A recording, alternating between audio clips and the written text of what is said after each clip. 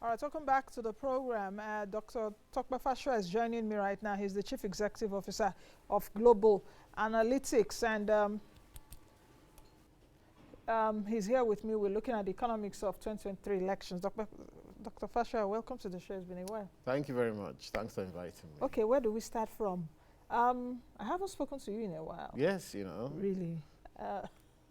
For reasons best known to you. I hope it's not political, though. That better not be. No. Yeah. Of Yeah. course, it's economy and politics, isn't it? And that's also what we're looking at today. For me, it's about being factual. It's about statistics, and it's about, it's either black or white. Yeah. It's not, there are no shenanigans about it here. Okay, let's get started. Let me have your view on what's happening about the Nigerian economy. I've heard so much, at least in the last couple of days, from those that are in this administration about the last 7.5 years or so. And when they are trying to defend the last 7.5 years, they go back to the last 16 years. And for me, as even someone that is on this beat for a very long time, I get so upset and angry when they talk about these things, because you are blaming 16 years of PDP, and you've had about close to 8 years, and you were elected on that. So I really can't place my head. It's not, I try as much as possible to be apolitical and not partial, but what this administration and those around the APC, what they've been saying in the last few days, I think they just need to check themselves out. It's not just give us the good side you've done. What actually do you think? Well, I mean, it's truth is so easy to say. When you're saying the truth is so easy, it comes out so easy and all.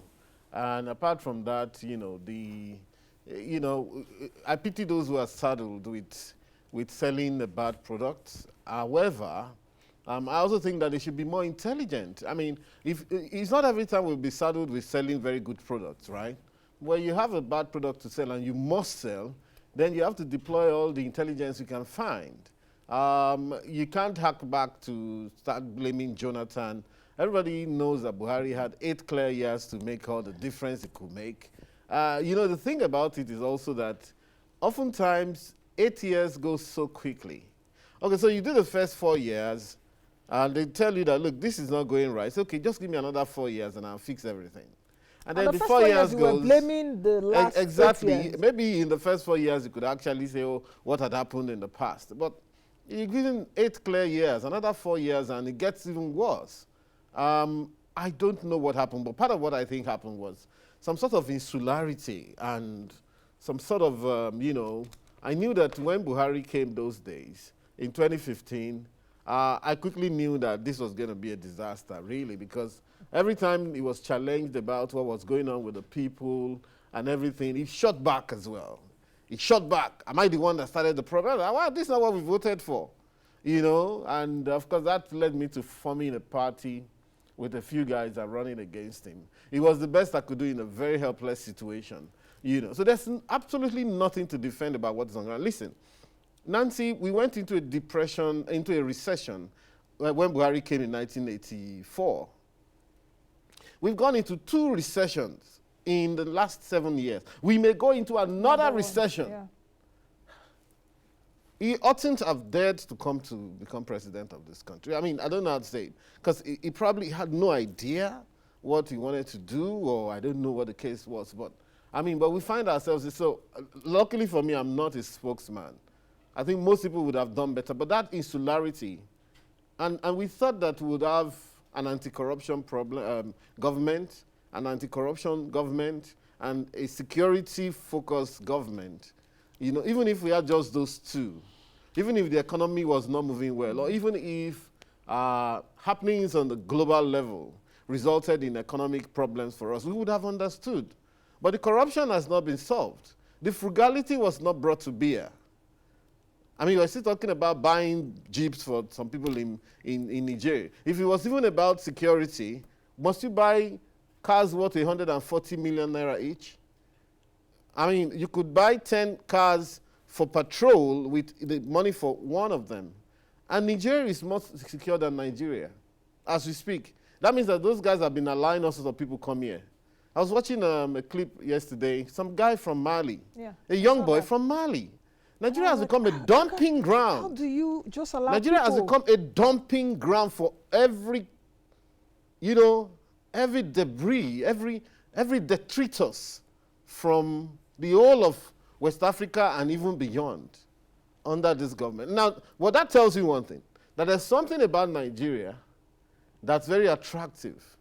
Even when you ask me about things like Boko Haram, for me, I think it's a false flag operation from get-go. It's false flag, and part of it is to take over farmland, destabilize the country, and make sure that we never get our act right. So whoever is coming next as the president should also have some of these things in mind. You know, there's more to it than you see. Okay. And Nigeria is a prized, you know, kind of a prized possession. And, you know, I believe there are people around the world who don't want this country to succeed. People around the world. Yeah, forces and all sorts. Call it principalities and power, you know, whatever it is. Part of it is economic in nature, and part of the idea is also strategic in nature. And even those who criticize must understand that it's not a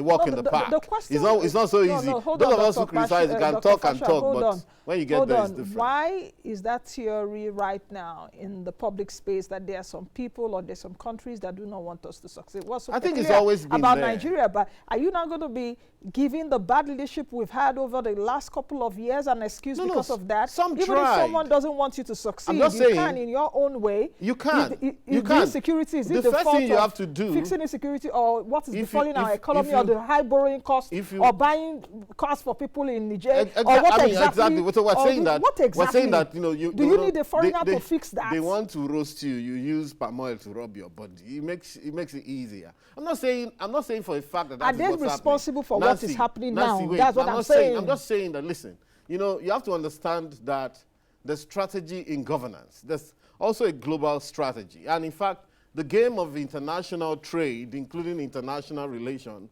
sometimes it's a minus-sum game. It's a zero-sum game. In countries, what you gain, I lose. What I lose, you gain. You know, and Nigeria, you know, you guys are very, are very gregarious and all of that. You think that the world's going to fall at your feet. Dr. Fasua, you should know that I understand what you're talking about. Okay, great stuff. Because when you're even talking about the national economy or whatever, it also plays a role in the global. I understand what you're saying totally. Yeah. But what I am asking is that, are we now going to say that all our problems, like the way we are saying that food prices, so everything, Russia, Ukraine, before Russia, Ukraine, we had our own Nancy, issues. let me tell you. So in economics, okay, there's a difference between economics and pure sciences. When we form our own models in economics, we always qualify it. So you have a y is equal to alpha plus beta x plus mu or plus e, the error term. And in order to form a good model that can explain what you're trying to explain, you are encouraged to broaden out your variables. Understand that. So you're not going to have only beta 1, beta 2, up to beta xn. Everything you can bring in, okay, into the equation you have to. So this is one, okay, but it's an important one. Yeah. But when you talk about people, you're in trouble already. You went and bought cars of 140 million each, 10 of them, you say you are giving. They are going to give those cars to some big men in Niger. They'll be riding around. And we've been sponsoring Niger for God knows when, equally Chad. Here we are, the people cannot even feed. Our people are facing inflation of 200% on bread, 400% on rice. And you can just do anything you want. I mean, but luckily, you know what? I'm not the spokesman of this government. They should carry their can. For those of those spokesmen, we're also part of those people who encouraged this Buhari to miss his way from get-go. They were hailing him. And I remember those days I used to complain. All they did was take pictures. He's walking away, they take pictures. He's coming, they take pictures. He's eating, he's picking his teeth, they're taking pictures. And I said, look, if you want to have a serious person in government, you wouldn't have all these cameras around you. There's work to be done. Okay. But I think we missed it. Again, unfortunately. What issues do you think will shape the 2023 elections? Because campaigns start soon. You want to hear? I want to hear just in a few minutes. That will shape is sentiment, tribe, religion. Really? Yeah. Not those. Why? I thought you were going to talk about insecurity, economy, even Nigerian youths cannot even. They are so, maybe they're impatient. Yeah, sometimes I'll give it to them. Of course, some of them have suffered. Not all, Some are spoiled as well, quite spoiled. Many have suffered. Some have suffered, many have suffered. Yeah, but many are spoiled as well, to the extent that they don't know. Even the abroad they are running to is not easy. You know what I'm saying? If you compare the two economies, the kind of economies here, here you can blow overnight. Abroad, you join the queue, and many times, so you can't afford to be naive anymore. Okay, so but most of them cannot process. I just gave you a kind of economic equation now, what we call our own model. The scientists will say y is equal to alpha plus beta x QED, full stop. That when you test this thing over time, you get the same result. Economists will say no, there's an error term because human beings are involved, and human beings, you cannot predict their behaviors entirely. Now we are saddled. The 2020 election is a very complicated equation. So you must look at number one, okay, issues of fitness, yes, okay, but fitness is not everything. Experience, what about experience? Yes, experience is not everything. You look at experience in terms of, is it good experience or bad experience? Does the person have the kind of experience required? What has the person managed before?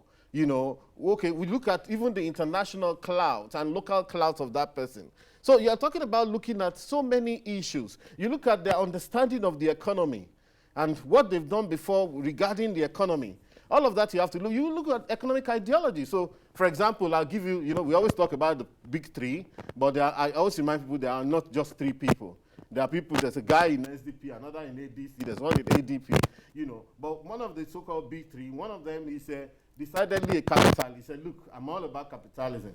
I'm all about market forces. Then someone like me, I'll be thinking, okay, will market forces solve our problem? Okay? Another one is very good with the expenditure side of the balance sheet. So we must cut down. Yes, makes a solid point in terms of cutting down expenditure. Okay, Dr. But what about the other side of the economy? Let's call for a break, and when we return, we'll continue this conversation on the big three, which you've talked about. Let's go on a break. We'll be right back. Do you want to live your life financially free? Do you want to take your business to the next level and succeed? Then the time is now. Moneyline with Nancy on AIT presents the Personal and Business Acceleration Masterclass, a live conference geared at revealing top secrets by elite business experts and life coaches in Nigeria on ways to improve yourself, business, and create wealth. Date, Saturday 17 September 2022. Venue, Nigerian Export Promotion Council, Plot 424. Agunyi Ronsi Street, Maitama, Abuja. Time, 10 a.m. to 4 p.m. To register, visit www.moneylinewithnancy.com/pabam. For more inquiries and sponsorships, contact 0814-833-9088 or 0906-691-2600 and info@moneylinewithnancy.com. Don't miss this opportunity to greatness.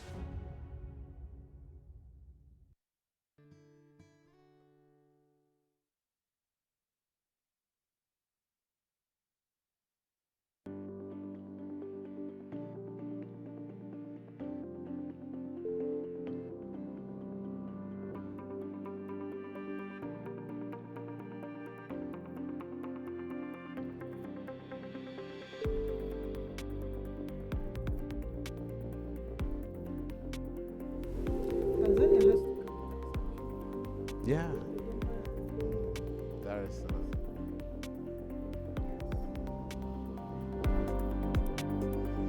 Dodoma is, I think, the new one. Yeah. All right, welcome back. We're actually talking about Tanzania having two capitals before they came back to us. Now, you're talking about the big three. You said the first one, capitalism. No. In terms of the ideology. Yes. In terms of what the semblance of what we're seeing. Yeah. I will do another show on dissecting all the economic plans. That's the most important thing that people should be thinking about. But most Nigerians don't have the patience and sometimes, if you like, the wherewithal to deal with those things. You should be thinking of that if this guy gets there, how does he think? Economically, it's still about the economy and, of course, security. So I think Nigeria's problem has boiled down to two things: security, economy. Without security, you can't have the economy. But even if you could tackle security, what do you do with the economy? Okay? So one of them thinks capitalism, thinks market forces. I say, well, from my own angle in economics, I think that we have too many poor people to subject them to market forces. You've got to have a blend. I'm more of a social capitalist kind of person. So like a so mixed the economy other kind of thing? sorry? A mixed economy A kind mixed, of yes, kind of thing. Yeah, you have, look, we need responsibility in governance. But that's actually what's happening now. Not That's what's happening now. I We mean, have a bit of mix. If you did the that, social aspect in terms of the welfareism, government providing CCT and all those interventions. They were forced to do some of this, maybe because of COVID and so on. But if you look at that kind of economy, they won't spend no, they were not for CCT has been existing before COVID. They won't spend all of that just to make to benefit another country. They'll be thinking about. I mean, you've not seen the kind of social mobilization that is required when you are running such a government, and that's what you see in many parts of Europe, including England. Remember that this lady that wanted to run for PM, this Nigerian lady, what's her name now? Kemi Badenoch, was talking about how she doesn't like socialism, and then she likened Nigeria to a socialist government. And I was asking then that, look, listen, Kemi, where is it that people queue for dole in this country? They've been queuing for dole in the UK for too long. Where are our council houses? Have you ever heard about council houses in Nigeria where the local council will pay your rent and house you because you're broke? You know, where's that? You know, so they have more of those kind of things in those places than we do here. So the third gentleman, the second gentleman is a bit social capitalist. You know, I won't mention any name here. He thinks in terms of balancing it more on the side of the poor. The third guy actually thinks in terms of, most of his talk has been about the expenditure side of the balance sheet. So he talks about cutting costs, which is great and which was taken on board. That kind of person will not spend 1.4 billion, okay, on this kind of car. Car thing that they've just done. But there are other guys as well. The guy in SDP also, the guy is quite focused and he has a very robust agenda for the country. You know, the guy in ADC too, young guy, you know, as well. The guy in ADP, who ran in 2019, is focused very much on the oil sector, because I think he's been in the oil sector. However, you know, someone like that, you probably will say, you know what, yes, we know that the crude oil sector is not going to disappear so soon, but why must you focus so holistically on the oil sector? What about the other parts of the economy? So, but all of this is just academic. What will determine the presidency will be the political strategy that each of them has on ground to get the numbers of votes that's required to win. And of course, some of that's going to be driven by religion, tribalism, and sentiment. Okay, I don't want to go into because that's what the majority of Nigerians understand. Okay, about the question of money politics in 2023, because when I was taking a look at our elections, 2019 was the most expensive elections that we had in terms of what INEC spent and all of that. And it's also been is now anticipated that 2023 will be the costliest election that we've ever had. You may not be able to say. That's of course. For example, inflation has also crept in, Dr. Fasua, so you should take note of that. And some other innovations that INEC, BVAS and all of that. So it's going to be more expensive than 189 billion. But that's one side. How about the role of money in 2023 elections, even beyond what I've just spoken about concerning INEC? Politics is always Do you think that expensive. Nigerians will take the money if they are being offered and vote their conscience? You see, and vote their conscience? Forget Just it. like we saw, like I don't see a lot of states. conscience around. You know, the bottom line is, you know. Are you underestimating Nigerians the way now? The way Nigerians haven't changed. You on guys, the way to 2023 you haven't brought new people from Mars. And look, forget social media, okay? The crowd on social media, and of course, there's some buzz going on there, and you can find people who vote their consciences on social media. But you see, we think that Nigeria is all about Lagos and Abuja and Port Harcourt and so on. You know, when you move people who, you know, I ran in 2019, and, you know, when you actually make the effort to go into the interland, to actually try and see Nigerians, you realize that it's a different ballgame altogether. Where those our uncles and nephews that we forgot in the villages who are driving Okada up and down. Forget about what conscience are you talking about? You know what I'm saying? So for them on that day is a good day for them to make the 5,000 naira. Some of them even try to vote in different places. So the technology that INEC has brought must be able to hold up in order for us to see something better this time around. You know, now they've even made it a bit more difficult for people to vote and get paid and all of that. But the politicians are also devising new ways of doing that. And apart from that, there's also what's called party structure. And the structure of the party really is real. It's about the fact that, look, their offices, okay? The big two parties who have been funded by government for so long, they have offices in most local governments, in most wards. There are about 10,000 wards in this country. And in those wards, they have chairmen, they have secretary, and so on, and they have members, people who come for meetings. They may be very old people, very poor people, farmers, and so on. That's the essence of the structure. Will the new rhetoric, okay, and the new, the conscience thing you mentioned, will it be able to permeate to those levels before election day? It takes a lot of spending for that to happen. Even if you have a good message, okay, a good news in politics, you need money to propagate that good news and ensure that everybody hears that good news. And of course, you need also the power of repetition, because you're not going to speak to someone only once and have them change their mind. Sometimes you have to speak once, twice, 10 times, and keep repeating before the person starts to take notice. In marketing, you have at least to speak to someone 5 times on the average before things start to register. So that's the way it is. So, yeah, some will vote for conscience, but because the economic reality is even worse right now, most people will still vote for who is nice to them. So that man is a nice man. Every time he comes here, they bring 2 noodles of rice. And that matters to that person, because, again, the economy is much in a worse situation. Let's take a look at the recommendations that governors came up with to rescue Nigeria's economy. And for me, it was quite interesting. I said, interesting, yes. Interesting in the sense that just a few months to the end of this administration, are governors thinking, why are they coming out at this time? Is it because it's also going to it's already hurting them? NNPC is not bringing so much funds. We are not producing so much oil, so the funds are not. This is Most of them are jokers. It's just, this is a time where we should have gotten so much money from the sale of oil. But this is the first time, actually, that oil prices are increasing and Nigeria is not making money. They kill the industry. So let's take a look at some of those recommendations by the governors. If we have them, we can put them on the screen so that our viewers can follow us very quickly. Number 1, eliminate PMS subsidies and under recovery. That will save about 6 to 7 trillion naira. That's a joke. They can't even do that. How do you eliminate the PMS subsidies in one fell swoop? When you do that, the price of petroleum, which is 185 in some places today, will jump to 900 naira or 1,000. Then you'll have inflation of 300%. So what is your solution? And people on the streets. Are you saying that the fuel subsidy should still remain? Or what should be done? Should it be phased?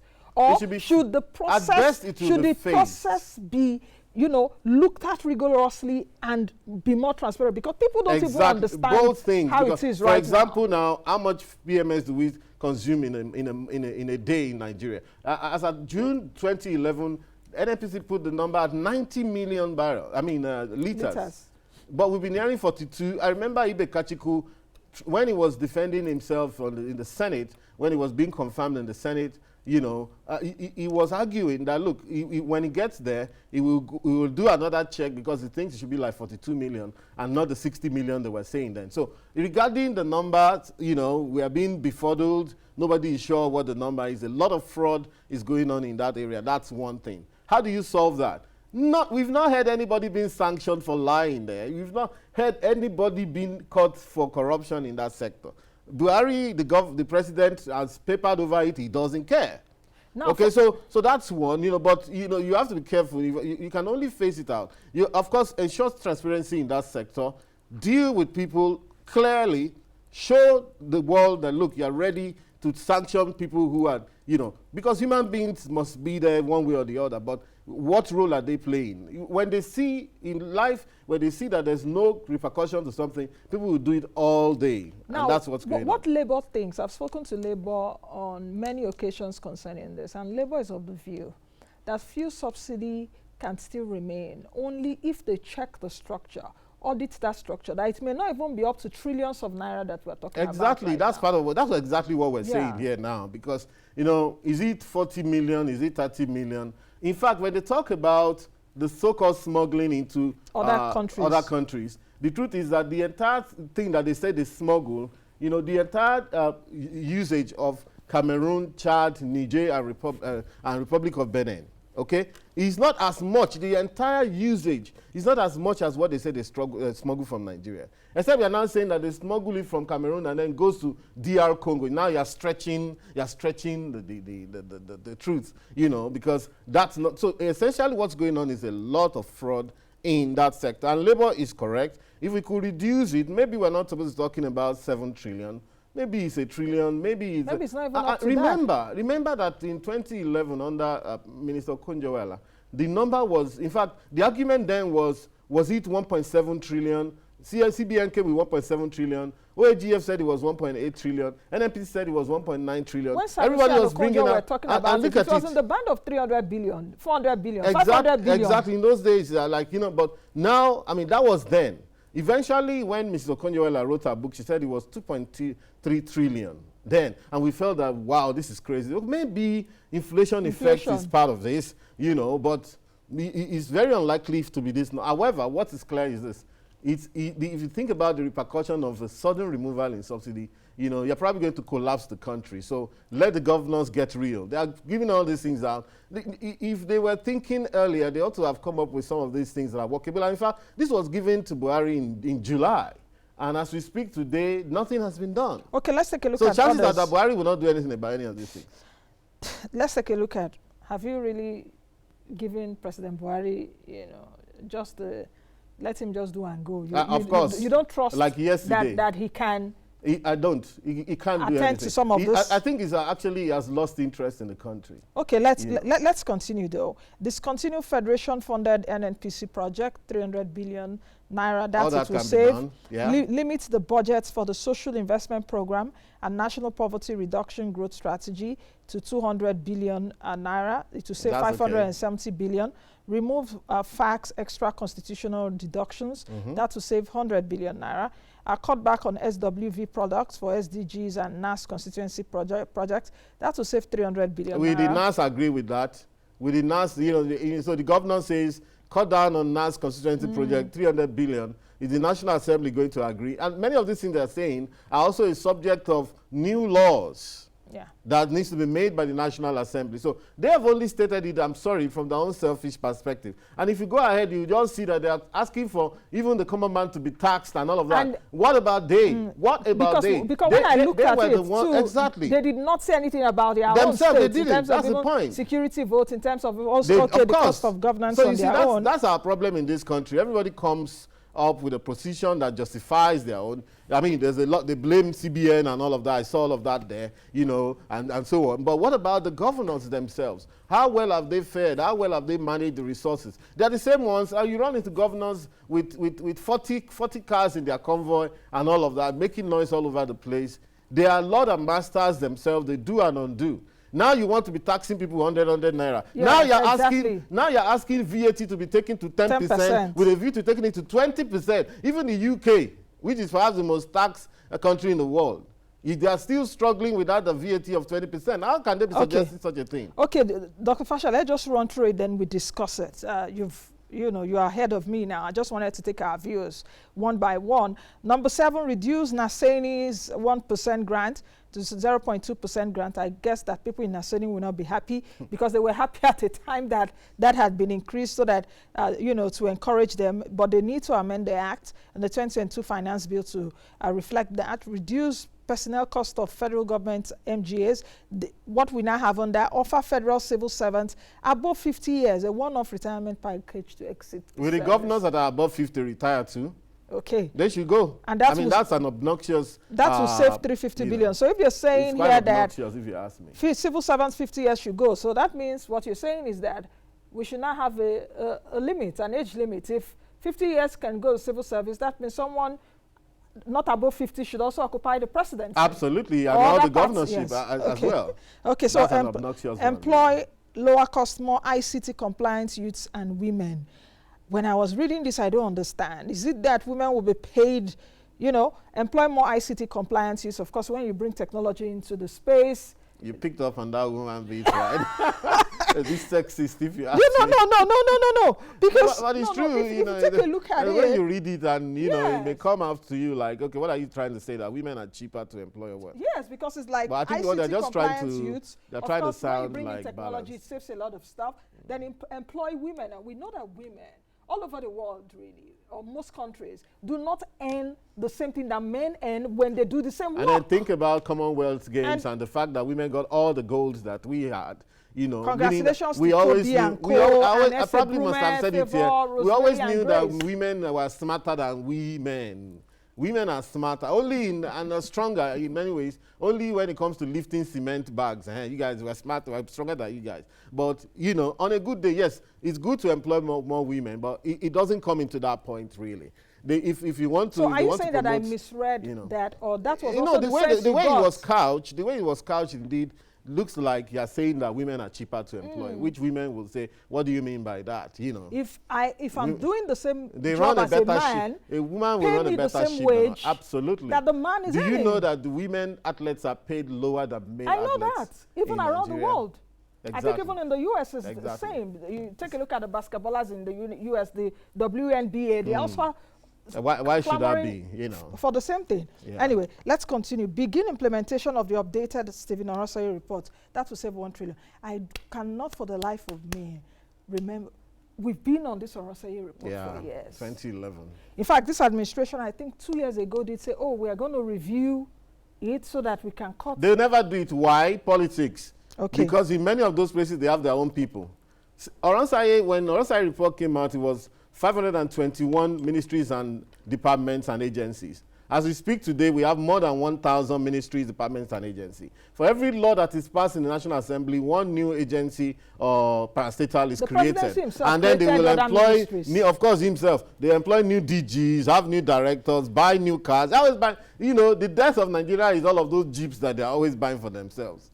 You know, and of course, see where we are today. Nothing will happen. This government is not serious. Maybe the next one can craftily, and the way you can implement that Oronsaye report without actually just throwing people onto the streets. There are ways you can cleverly, but everybody must understand that all of that showboating, all of that, you know, nonsense we've been doing with our civil service is over. Okay, expedite privatization of non-performing assets.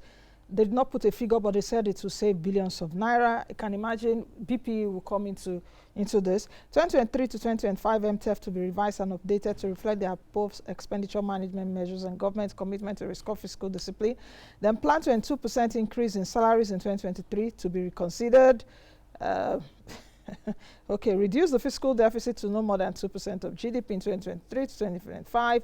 Foreign trips by MDAs, including budgetary independent agencies such as CBN, FIRS, and Co., to be put on hold for at least 1 year.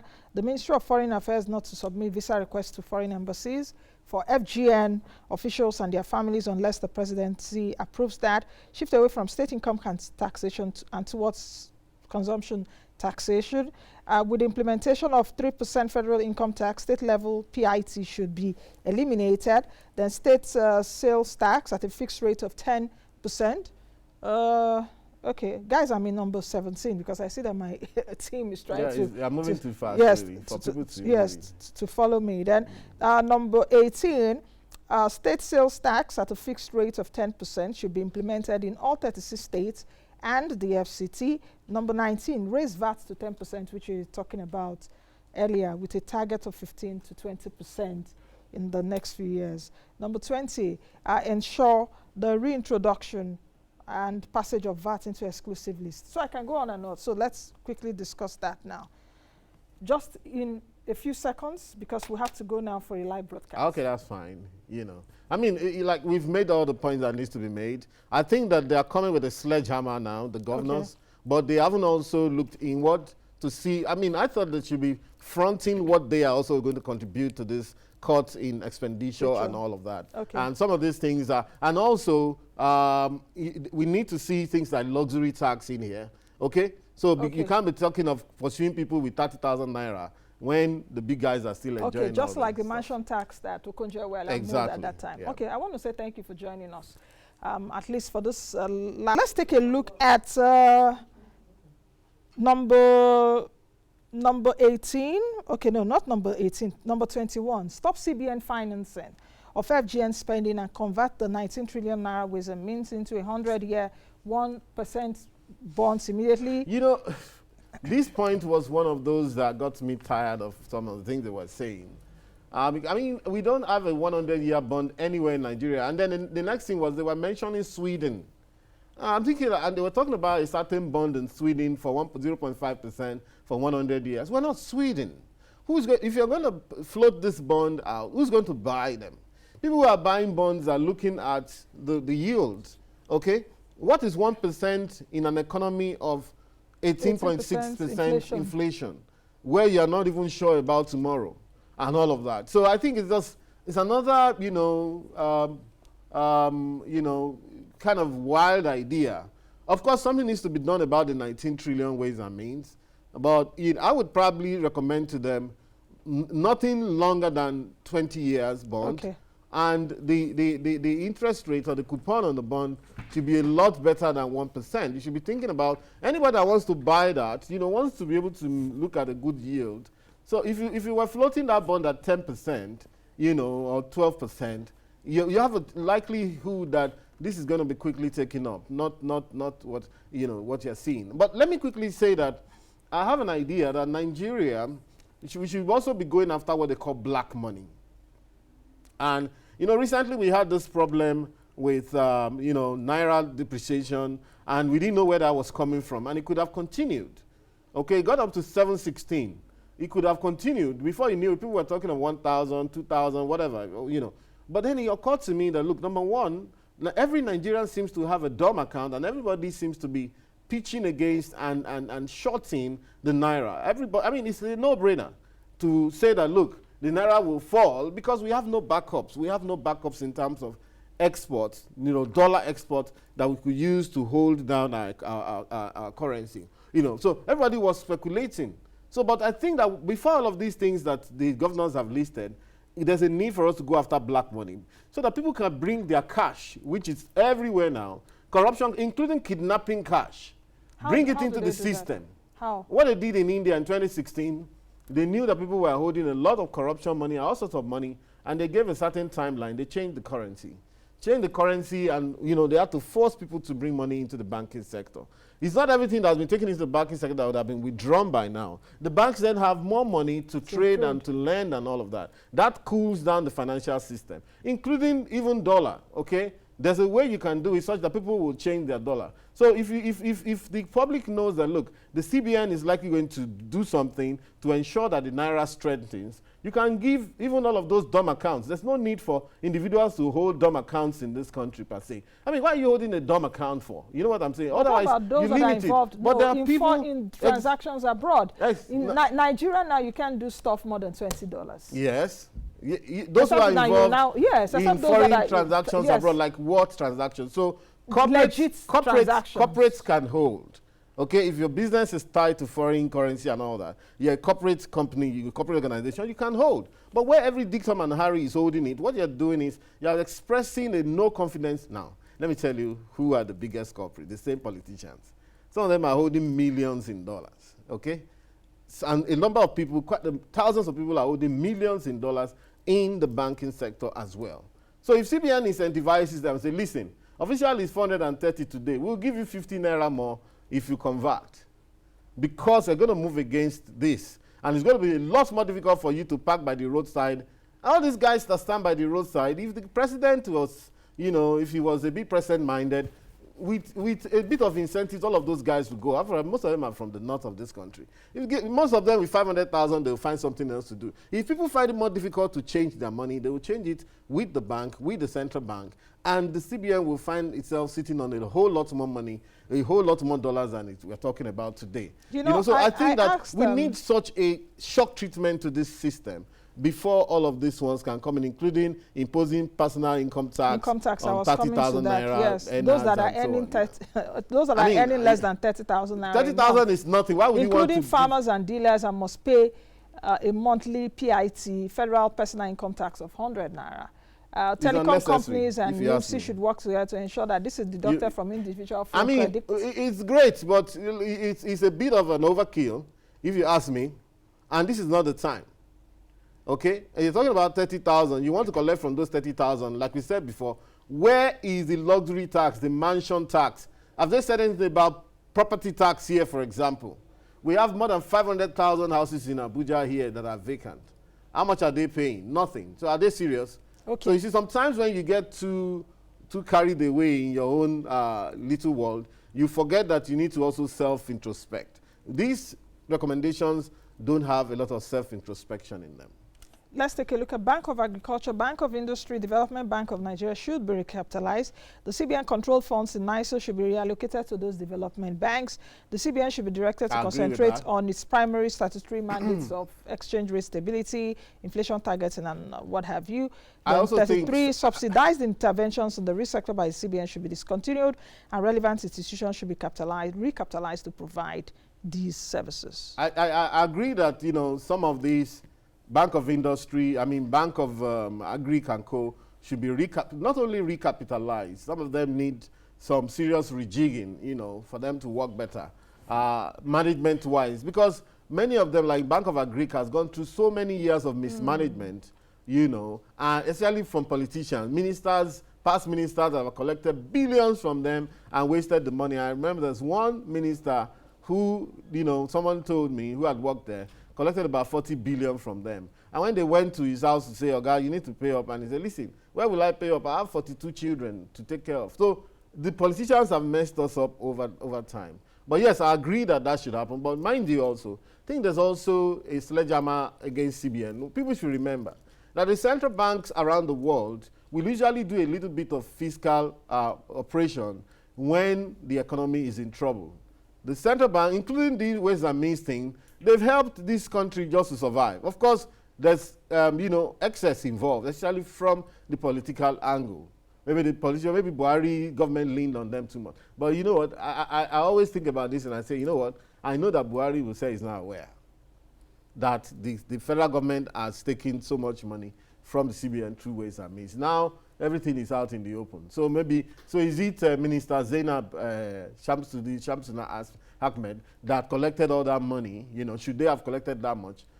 That's what they've collected is perhaps maybe 100 times what they could have, you know, legally and constitutionally collected, which is a shame. But the but this also talks so much about central bank and all of that. But we should remember that on some critical locations, the central bank also tried to save the country. So as we end, for example, with COVID, you know, and the fact that people were not producing, there was unprecedented, the entire world shut down and all of that. So for companies to come back, and you know, and that's what is showing up in inflation all over the world now. The helicopter money. You understand? Exactly. So that's what's showing up. It's inflationary money, full stop. So this is Nigeria's own inflationary money as well. It's not supposed to be justified, but there are times when, in a time of unprecedented crisis, you have to break the bank and do what you have to do. But I would want them to extend this, the governors, to begin to show us what day the elites are going to contribute, what day as state governors who are also Lord and Master in their own regards, what they have to contribute or what they want to contribute to this, and then it will have a much more balanced picture. As we end the show today, 2023 elections, I know you've talked a lot about it, but a few months down the line to February 2023, the course changing. Do you see a better Nigeria from 2023? A Nigeria that will recover?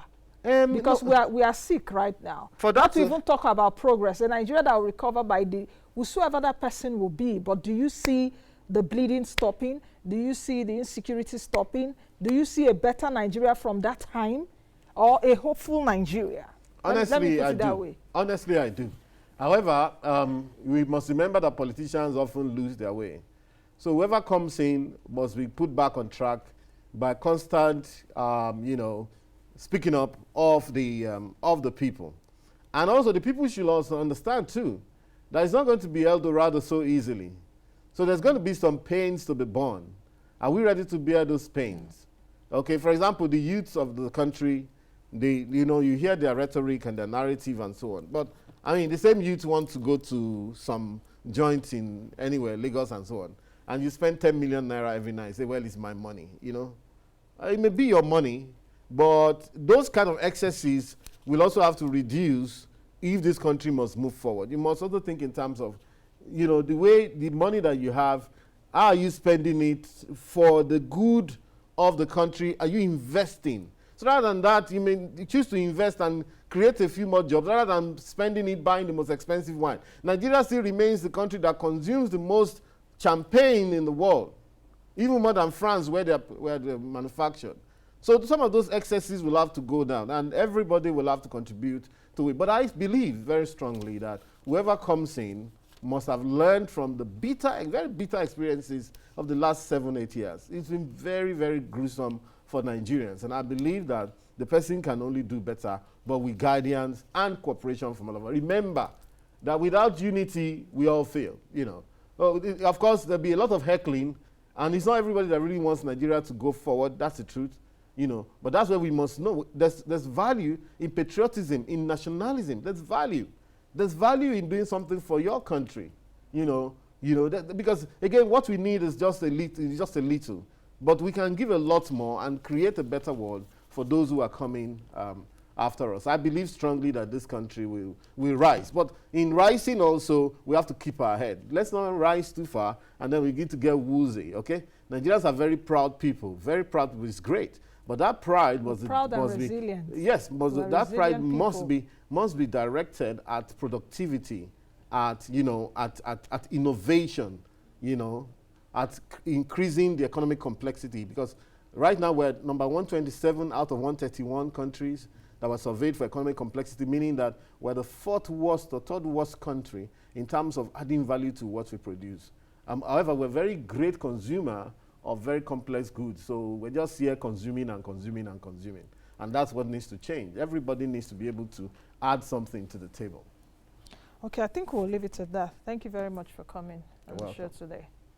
All right, I've been speaking with Dr. Tope Fasua, who is the Chief Executive Officer at Global Analytics, and we've been looking at 2023, the economics of 2023 elections. We'll continue. Definitely, you know, the 2023 elections just by the corner. Campaigns will soon start. So we'll start, you know, getting to quiz these presidential flag bearers and see what they really have in store beyond the rhetorics. I've always said it on the show that as Nigerians, we should rise up and begin to ask the right and the hard questions, no matter whose ox is God. I'll see you again next time. I am Nancy Naji. Be the best you can be and be that change that you want to see. Bye now.